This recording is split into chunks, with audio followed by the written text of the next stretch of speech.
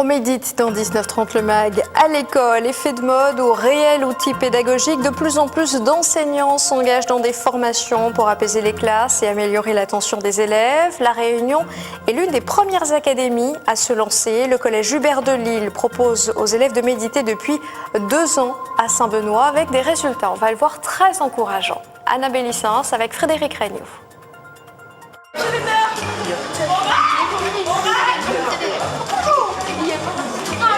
Ce professeur de français a rendez-vous avec sa classe de 6e pour la dernière heure de la matinée.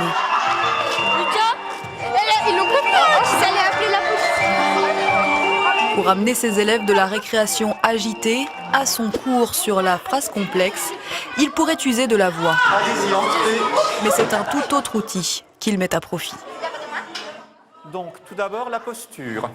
La posture, le dos est droit sans être raide. 5 minutes pour se recentrer sur son corps. Bien à plat, soit sur la table, soit sur les jambes, comme si vous étiez un arbre qui prend racine. Concentrez-vous sur chaque respiration. La pratique est laïque et donc complètement compatible avec l'éducation nationale. Si des pensées vagabondes vous passent en tête, ce n'est pas grave. Observez-les, laissez-les passer, ne vous jugez pas et revenez à votre respiration. Et cette respiration, vous allez à présent imaginer qu'elle entre à partir du sommet de votre crâne. Vous êtes totalement concentré et totalement disponible au monde. Et à 3, vous ouvrirez les yeux et nous pourrons nous étirer. Et on s'étire comme les chats qui connaissent bien la nature et qui savent que ça fait du bien. Ça m'aide bien pendant les contrôles et pour se concentrer sur l'exercice. Le soir, quand j'essaie de dormir, ça m'aide aussi un peu. Ça m'aide pour la vie de tous les jours. Le collège Hubert de Lille est le premier établissement réunionnais à l'avoir expérimenté. Puis elle s'est étendue à d'autres établissements du primaire et du secondaire de l'académie. On faisait déjà ça en CM2 dans mon école.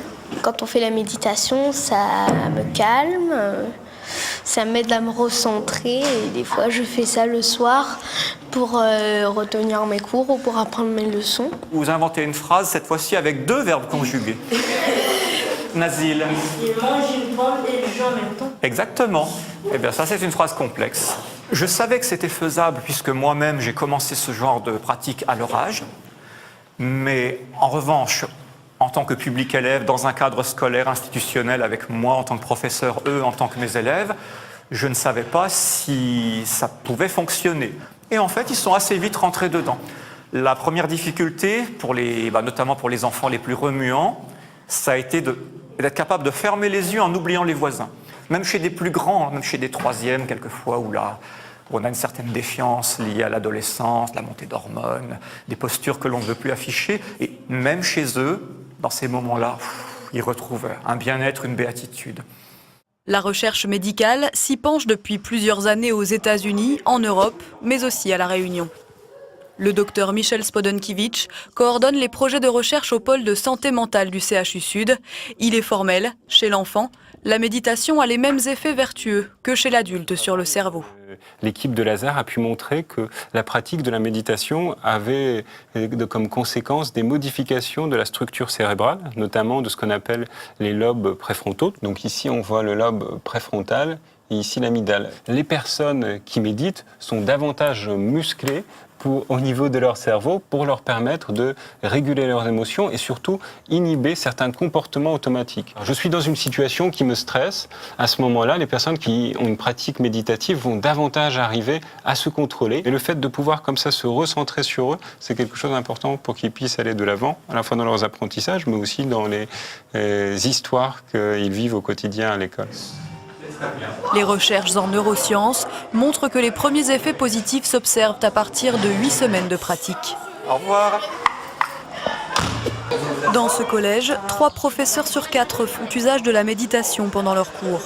Au-delà des statistiques, effectivement, du nombre de sanctions qui ont nettement diminué, du nombre de bagarres qui ont véritablement chuté, on voit un bien-être qui se partage.